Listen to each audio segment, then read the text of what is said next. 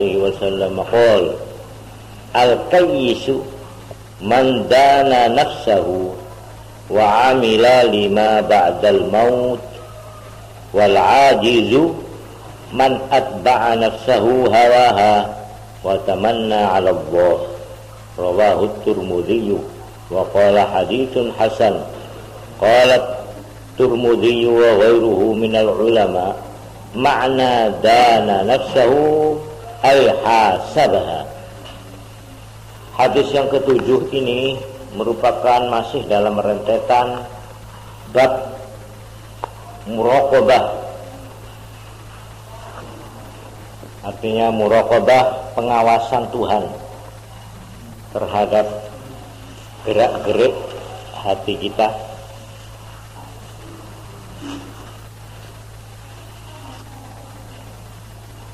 Ada 3 kata ya, yang tentunya kamu sudah mengerti dari kesimpulan yang lalu, yaitu 1. Musyahadah, 2. Muraqabah, 3. Muhasabah. Musyahadah artinya kita melihat Tuhan. Muraqabah, Tuhan melihat kita, Tuhan mengawasi kita. Lalu yang ketiga, muhasabah, kita mengawasi diri sendiri. Itu muhasabah. As-sabi'u yang ketujuh, hadis yang ketujuh, an Abi Ya'la, diperoleh dari sahabat, nama gelarnya Abi Ya'la, namanya sendiri Shaddad ibni Aus radhiyallahu anhu, diperoleh dari Nabi sallallahu alaihi wasallam qala, bersabda Nabi, al-qayyisu,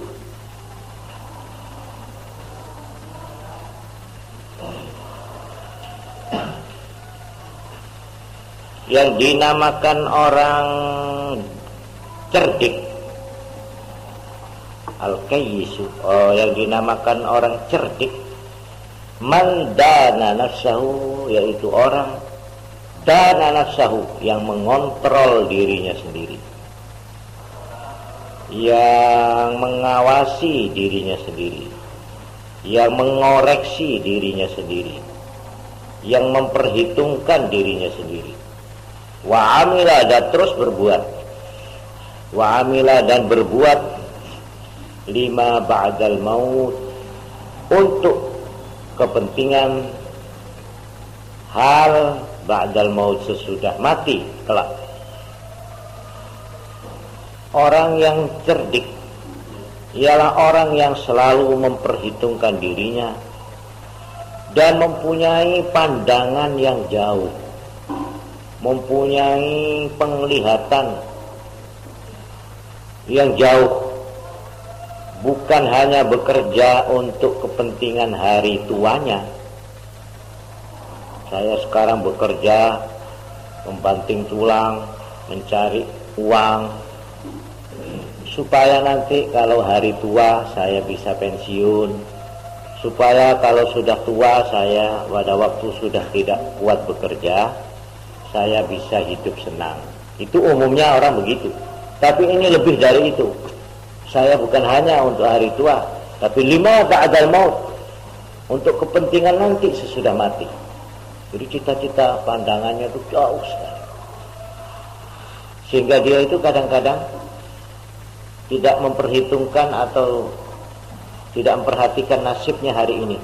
Biarlah berakit-rakit ke hulu, berenang-renang ke tepian, bersakit-sakit dahulu, bersenang-senang kemudian. Ini peribahasa Indonesia ini terang itu dari agama ini. Biarlah, karena itu di sini dikatakan wal ajizu, orang yang tidak mampu atau orang yang lemah adalah man atba'a nafsahu, orang yang mengikutkan dirinya memperturutkan hatinya, hawaha keinginannya. Orang yang memperturutkan hawa nafsu, ini dari kata-kata ini sebenarnya ini dua itu. Nafsu itu hati, ya. Hawa itu keinginan. Lalu sekarang sudah menjadi bahasa Indonesia hawa nafsu, keinginan hati. Keinginan dalam arti zahir, keinginan dalam arti bersenang-senang, atau dengan perkataan lain dalam bahasa Arab disebut syahwat. Syahwat itu apa? Yastahi, ingin. Ma tashtahihil anfus. Jadi syahwat itu sesuatu yang bersifat kesenangan lahir, yaitu yang dimaksud kesenangan perut, ini pokoknya, dan kesenangan farji.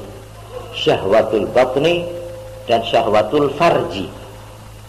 Kesenangan apa? Makan, perut, makan minum. Wa syahwatul farji, syahwat kelamin, seks. Ini pangkal dari yang disebut hawa nafsu. Orang yang memperturutkan hawa nafsunya, ngumbar, itu sebenarnya adalah orang yang lemah. Bukan orang gagah dia, bukan. Bukan perkasa, bukan orang yang orang yang gagah perkasa, tapi orang itu sebenarnya ajiz, orang yang tidak berdaya, orang lemah mentalnya, artinya lemah jiwanya. Dalam pada itu dia memperturutkan hawa nafsunya, tapi watamanna 'ala Allah, mengharap-harap gantang, ya, mengharap-harap kosong. Jadi tamanna itu lain dengan yarju, ya. Kalau yarju roja, mengharap-harap rahmat Allah, ya, dengan mengerjakan perintahnya, itu roja, ya, tarji. Tapi kalau mengharap-harap rahmat Allah tapi dia tidak berbuat apa-apa, malah menyalahi, itu namanya tamanni. Itu bedanya tarji dan tamanni. Wa tamanna, dan mengharap-harap kosong, 'alallahi, kepada Allah. Masa Tuhan tidak rahmat, tidak rahim kepada saya, mamanya, ya. Tapi dia tidak berbuat yang positif, tidak berbuat apa-apa. Ini hadis yang pertama. Yang pertama dalam pengajian sekarang. Ingin saya teruskan. Ini sahabat, saya kembali sebentar. Abi Ya'la Shaddad ibni Aus. Ini pun perlu kita kenal, karena sahabat ini banyak juga menceritakan hadis-hadis, yaitu menurut catatan di sini,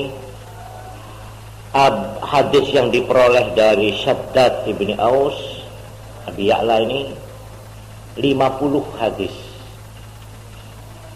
Artinya hubungan sahabat ini dengan hadis-hadis, beliau ini 50 hadis yang diperoleh lewat beliau ini. Antara lain hadis ini. At-taminu, yang ke-8, an Abi Hurairah, diperoleh dari sahabat Abu Hurairah radhiyallahu anhu. Qala, bersabda beliau. Qala Rasulullah sallallahu alaihi wasallam, bersabda Rasulullah. Ini hadis.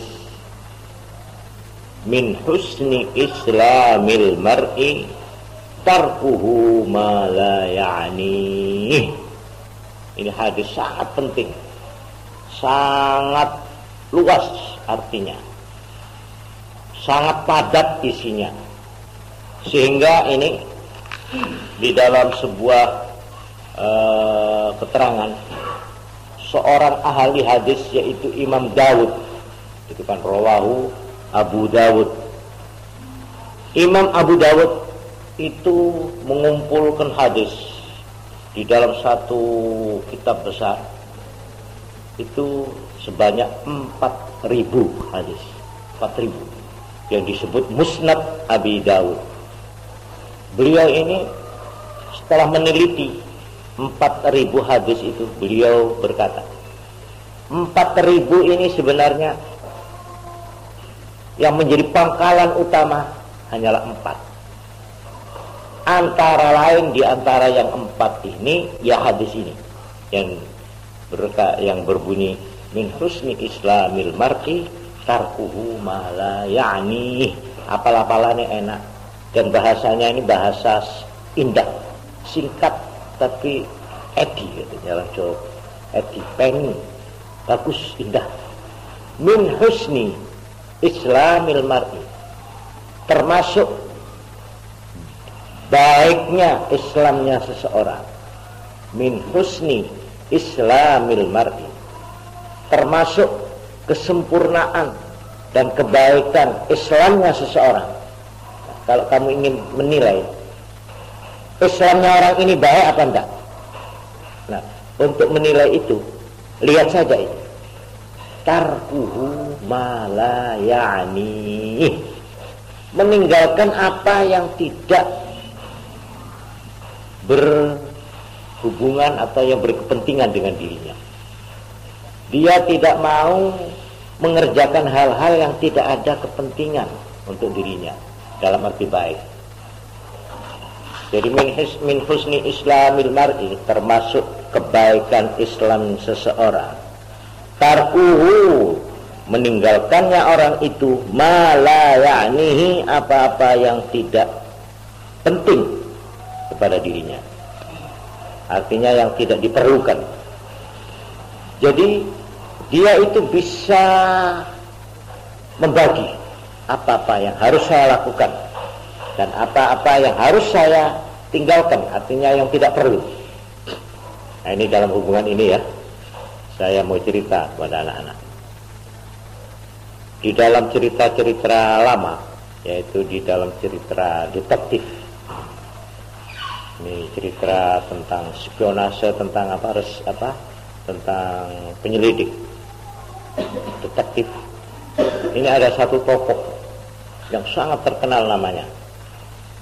Kalau pada akhir-akhir ini ada tokoh yang disebut James Bond, maka dulu ada satu penyelidik atau detektif yang terkenal yang namanya Sherlock Holmes.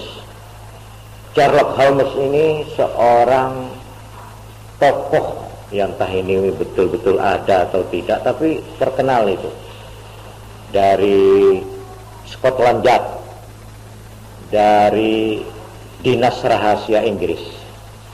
Ini terkenal di dalam penyelidikan dan pembongkaran kejahatan-kejahatan, soal-soal kriminal. Wah, dia kalau sudah ditangani oleh Sherlock Holmes, biasanya itu tidak bisa lari kerjanya. Bagaimanapun dibungkus dan disembunyikan perbuatan mereka. Ini terkenal. Kalau orang ahli baca ini cerita-cerita detektif ya, tentu mengenal nama atau sedikitnya mendengar nama Sherlock Holmes. Ini di dalam sejarah hidupnya itu dikatakan antara lain hal yang sangat lucu. Apa itu? Dia ini ternyata orang yang sederhana saja.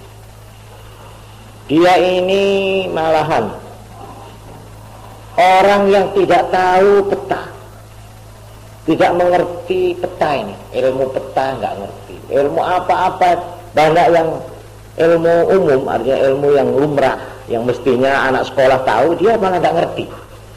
Ini aneh. Tapi dia kalau mengenai soal undang-undang, peraturan-peraturan ini negara yang mengenai kejahatan atau hukuman, wah paling ngeses dia. Dia itu yang paling ahli, yaitu di dalam soal bekas ini, bekas jejak, bekas tangan. Dan dia ini orang yang terkenal kalau ada kejadian pembunuhan namanya di sini. Dia itu masuk lihat, kita selalu gini, keluar dia sudah tahu bagaimana jalannya kejadian tadi. Lewat jendela, terus digasak, terus lari ke sana. Kok bisa cepat dia mengambil kesimpulan? Dia lihat letak barang. Seperti umpamanya ada kaca jendela pecah. Itu pecahannya di mana? Kalau pecahannya itu di dalam berarti ada dari luar. Tapi kalau pecahnya itu di luar, tentunya mukulnya dari dalam. Lalu, semacam begini teliti. Nah ini di situ terserak. Apalagi kalau ada orang terbunuh di situ, dia kan diam saja begini. Lihat katanya, oh ini tadi digasak begini, terus dia melawan. Buktinya kalau melawan itu meja miring, bawahnya ya. Caranya begitu, tidak usah. Hasil kalau Sherlock Holmes ini ditaruh di pondok, terbongkar semua peristiwa-peristiwa di sini.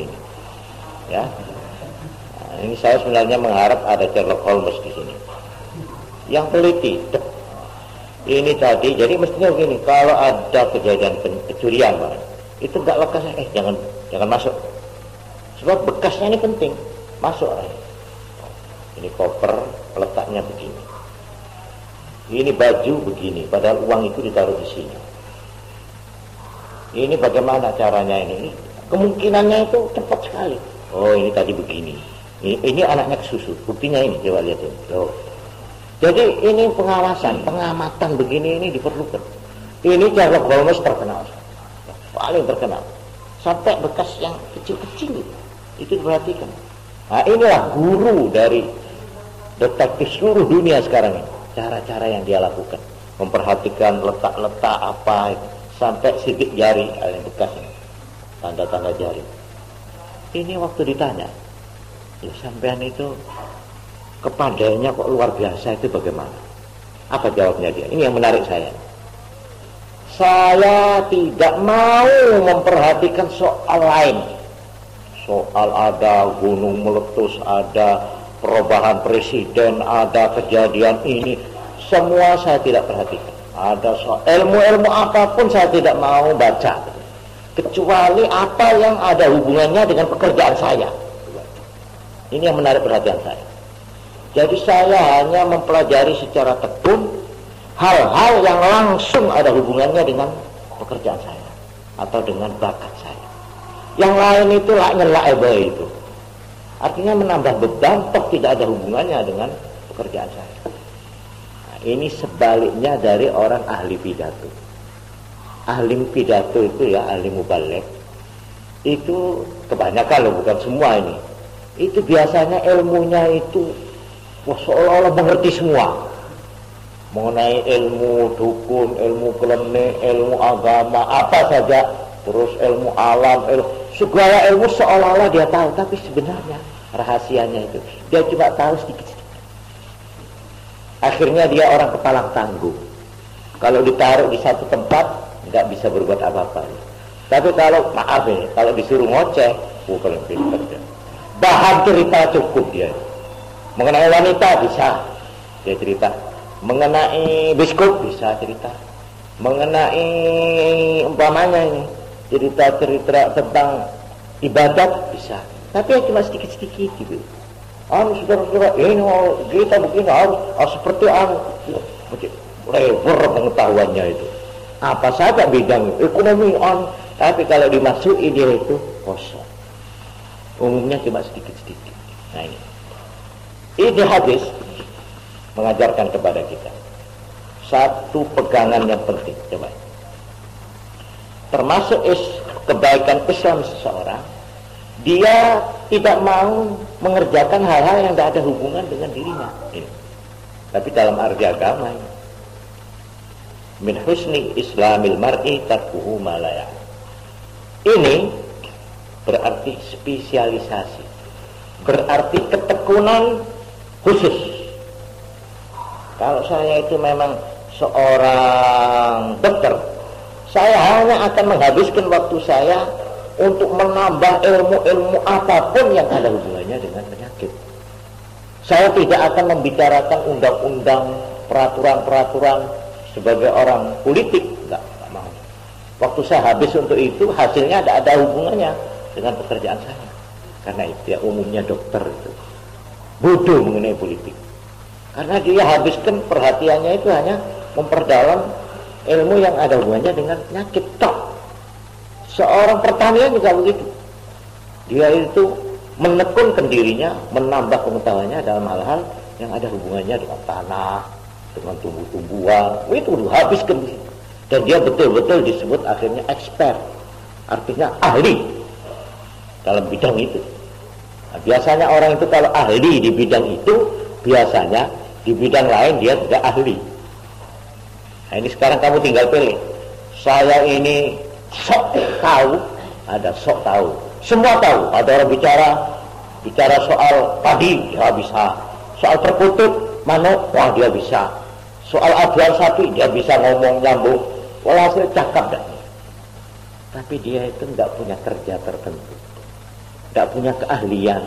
Apa kerjanya kamu? Tukang cukur? Bukan. Nah, pola anak tokang? Bukan. Barangkali pegawai? Bukan. Walhasil semua pekerjaan tidak bisa dia itu. Karena dia itu cuma ya itu, ingat apa tawon itu nggak bersitu, nggak bersini. Ketek semua, akhirnya jadi ini akhirnya menjadi makelar. Tapi makelar omong, ada omong gini dia, wah gini, paling ngecep gitu. Karena itu orang yang paling banyak bualnya, paling banyak ngomongnya, itu tandanya dia itu nganggur, tidak ada kerja dia itu, kekurangan pekerjaan. Memang betul, orang yang banyak ngerasani, ngomong, kok ngalor itu, ada saja bahannya itu. Heran saya. Ini orang tandanya penganggur. Dia itu makelar, pulang sana. Kalau sudah duduk, 5 jam suruh dongeng cerita bisa. Nah, ini orang yang membuang-buang waktu dengan sia-sia. Tapi ini diajarkan. Kita itu harus, ya begitu perlu, cuma jangan kita itu meninggalkan hal-hal yang betul-betul justru diperlukan oleh kita. Karena itu di sini hadis ini berarti begini. Termasuk Islamnya, termasuk kebaikan Islam seseorang, yaitu satu, orang yang pertama kali berusaha untuk memelihara tubuhnya, tubuh jasmaninya. Ini pertama. Sebab tubuhnya harus dipertahankan, harus dipelihara. Jangan sampai berpenyakit, jangan sampai kekurangan makan, jangan sampai kekurangan vitamin. Ini pertama. Sebab tanpa tubuh yang sehat, orang ini tidak bisa banyak berbuat. Jadi pertama, menjaga tubuhnya. Nomor 2, otaknya. Sesudah dia itu tubuhnya dipelihara, dia bekerja cari uang namanya. Pertama kali yang difikirkan jasmaninya ini supaya sehat, supaya cukup makanannya, supaya berpakaian pantas. Ini satu yang perlu. Supaya dia punya pakaian, itu termasuk perkara yang penting. Nomor 2, otaknya. Otaknya ini diisi ya, dengan mencari ilmu dan sebagainya. Lalu yang ketiga, nah ini hadis yang tadi, al-kayyisu man bana nafsahu lima ba'dal maut. Dia melakukan ibadah, dia mendidik, mengisi rohaninya. Jadi jasmaninya dulu, lalu akalnya, ya, lalu rohaninya. Dia isi dengan tuntunan-tuntunan yang kekal, yang akan dibawa mati nanti. Jadi dia itu dengan perkataan lain, ya, cari sangu. Kalau dia kecil sampai besar, sangu hidup sampai besar. Ini satu. Tapi juga seterusnya dia mencari sangu untuk hidup sesudahnya nanti, sesudahnya di dunia ini. Ini 5 ba'dal maut. Orang yang mempunyai begitu itu katanya Nabi, wal kayyis, itu orang cerdik. Kayyis itu orang yang cerdik, al-kayyis. Nah, itu maksud dari hadis ini. Min husni islamil mar'i tarkuhu ma la ya'ni. Dia bisa, makanya sekarang loh, ini saya sebentar lagi saya tak, biar sedikit saya mengulangi pelajaran. Biar dijak melengker ke teman, enggak mau dia. Dia tahu. Ini muhasabah, bana nafsu, memperhitungkan dirinya. Enggak, maaf saja sampai berangkat dulu, saya belum melihat pelajaran. Ya, ini orang yang bisa membagi-bagi waktu, mana yang perlu, mana yang tidak. mana yang pokok, mana yang hiburan, itu tahu. Enggak dilobroh itu, menong sampai begini. Apa nih sebenarnya apa yang sampai 2 jam enggak terasa, terbuang-buang percuma umurnya, waktunya. Tapi kalau anak pelajar yang kayis, dia bisa kan. Saya harus olahraga mamanya, tapi jangan cuma olahraga duluan sampai nerajang waktu ini ngaji ndak tahu sudah perlu melekat bal-balan lepain. Nah ini namanya belum bisa ini mengikat dirinya dengan ini. Kalau sudah seperlunya, nah karena itu di kantor-kantor kan ada tulisan bicara seperlunya. Nah itu ini hadis ini min husmi islamil mar'i tarkuhu malayan. Juga bertambah ngelencer nang omahe kancane. Kalau anaknya sedang tekun belajar, Assalamualaikum, waalaikumsalam. Nah, ada ese. Anak apa? Anu apa bisa ngomong ya? Wah, mau ketemu anu ku ya. Wah. Coba. Kan kasihan sama temanmu. Dia sedang belajar, kamu mertamu. Tidak diterima ya apa? Lah ini anak yang mertamu dengan tidak memperhitungkan kepentingan yang temannya itu, ini termasuk orang yang tidak begini. Tapi kalau kita sudah punya pegangan ini, kita bisa memikirkan saat-saat mana saya harus menghibur diri, saat-saat mana saya harus tekun, saat-saat mana saya harus ini, dia bisa bagi waktu. Nah ini karena itu saya anjurkan, tulislah ini dengan huruf yang besar-besar di dalam dadamu. Min husni islamil mar'i, dengan niat mengikuti tuntunan Nabi, termasuk kebaikan Islam seseorang, tarkuhu ma la ya'nihi, meninggalkannya dia terhadap barang yang tidak langsung menjadi kepentingan dirinya. Bukan kepentingan dalam arti elek ya, kepentingan dalam arti yang baik. Nah, ini haditsun hasanun rawahu Tirmidzi wa ghairuh wallahu a'lam bissawab. Al-Fatihah. Alhamdulillah. Allahumma shalli ala Muhammad